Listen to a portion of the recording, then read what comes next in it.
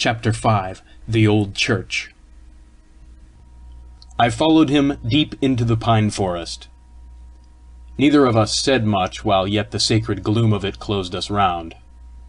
We came to larger and yet larger trees, older and more individual, some of them grotesque with age. Then the forest grew thinner. "You see that hawthorn?" said my guide at length, pointing with his beak.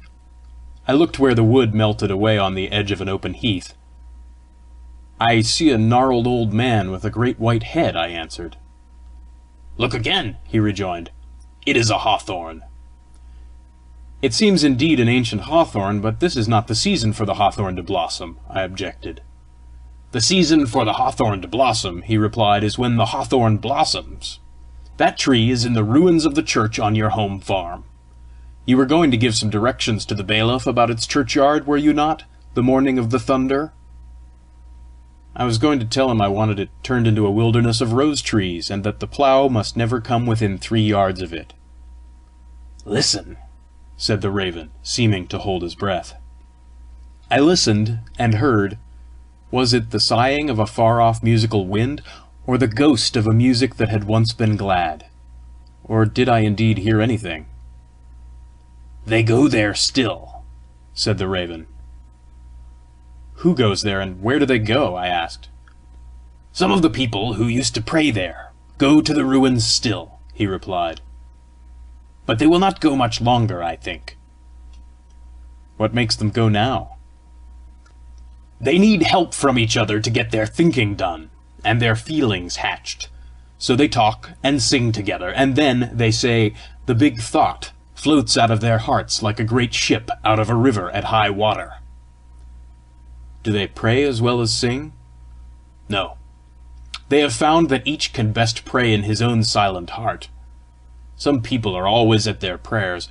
Look, look! There goes one." He pointed right up into the air.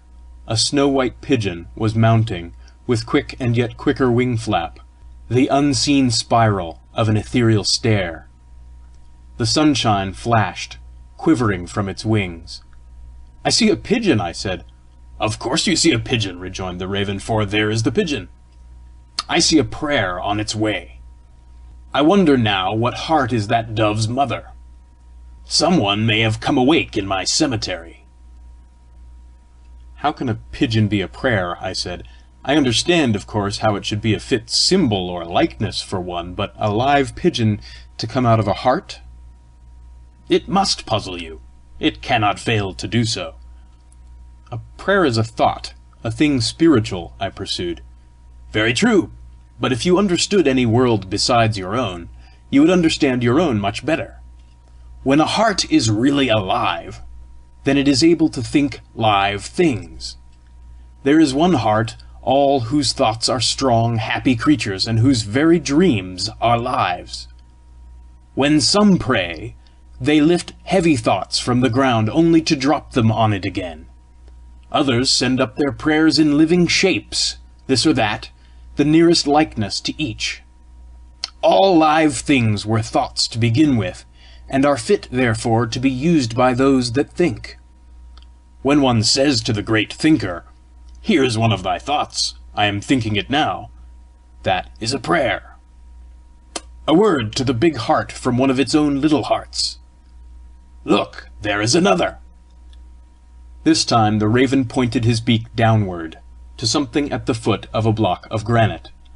I looked, and saw a little flower. I had never seen one like it before, and cannot utter the feeling it woke in me by its gracious, trusting form, its colour, and its odour, as of a new world that was yet the old. I can only say that it suggested an anemone, was of a pale rose hue, and had a golden heart. "That is a prayer flower," said the raven. "I never saw such a flower before," I rejoined. "There is no other such. Not one prayer flower is ever quite like another," he returned. "How do you know it a prayer flower?" I asked. "By the expression of it," he answered. "More than that I cannot tell you. If you know it, you know it. If you do not, you do not." "Could you not teach me to know a prayer flower when I see it?" I said. "I could not. But if I could, what better would you be? You would not know it of yourself and itself. Why know the name of a thing when the thing itself you do not know? Whose work is it but your own to open your eyes? But indeed the business of the universe is to make such a fool of you that you will know yourself for one, and so begin to be wise." But I did see that the flower was different from any flower I had ever seen before. Therefore I knew that I must be seeing a shadow of the prayer in it, and a great awe came over me to think of the heart listening to the flower. End of chapter 5.